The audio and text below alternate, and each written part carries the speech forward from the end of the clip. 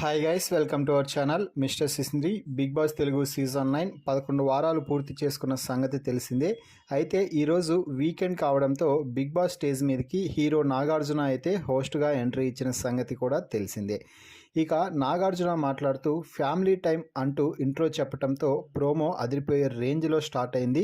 భరణి అమ్మ అలాగే భరణి కోసం మెగా బ్రదర్ నాగబాబు కూడా బిగ్ బాస్ స్టేజ్ పైకి అయితే వచ్చారు. బిగ్ బాస్ హౌస్లో ఇంతకు మించిన అసలైన మూమెంట్ నాకు లేదు, నాకు ఇది చాలు సార్ అంటూ భరణి వాళ్ళని చూడగానే చాలా హ్యాపీగా ఫీల్ అయ్యాడు. నా జీవితంలో ఇది ఒక బెస్ట్ మూమెంట్ అంటూ భరణి చెప్పుకొచ్చాడు. జీవితాంతం రుణపడి ఉంటాను సార్ అంటూ మాట్లాడాడు భరణి.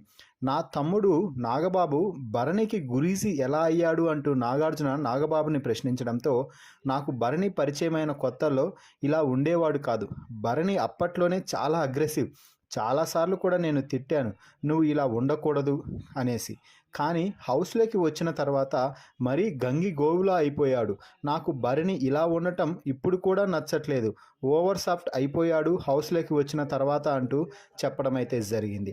ఇక మరోవైపు కళ్యాణ్ పేరెంట్స్ కూడా బిగ్ బాస్ స్టేజ్ పైకి అయితే రావడం జరిగింది.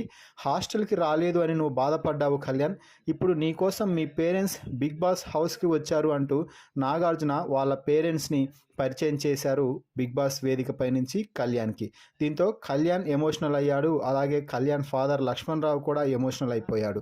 సో దీంతో నాగార్జున, ఏమైంది లక్ష్మణరావు గారు, మీరు ఎందుకు ఎమోషనల్ అవుతున్నారు అంటే, ఎమోషనల్గా కళ్యాణ్ ఫాదర్ మాట్లాడుతూ, మాదెక్కడో మారుమూలగా ఒక చిన్న ప్రాంతం సార్, అక్కడ నేను కారు డ్రైవర్గా ఒక షాప్ రన్ చేసుకొని జీవితం గడుపుతూ ఉన్నాను, కానీ నా కొడుకు ఎప్పుడూ కూడా ఈరోజు ఇక్కడ నిలబెట్టాడు, ఇక్కడ నిలబెడతాడని నేను కళ్ళలో కూడా అసలు ఊహించలేదు, అందుకే ఇలా ఉన్నాను అంటూ లక్ష్మణ్ రావు అంటే కళ్యాణ్ వాళ్ళ ఫాదర్ కళ్యాణ్ గురించి చాలా గొప్పగా అయితే చెప్పాడు.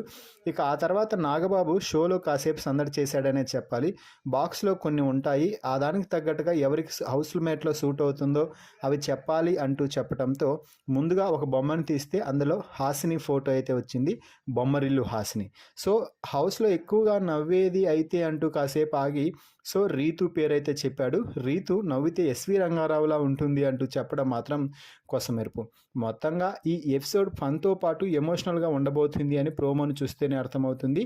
మరి ఈ ప్రోమో వీడియోపై మీ అభిప్రాయాన్ని కామెంట్స్ రూపంలో తెలపండి. మరిన్ని బిగ్ బాస్ లైవ్ అప్డేట్స్ కోసం మన ఛానల్ని చూస్తూ ఉండండి. Please subscribe our YouTube channel mister సిసింద్రి.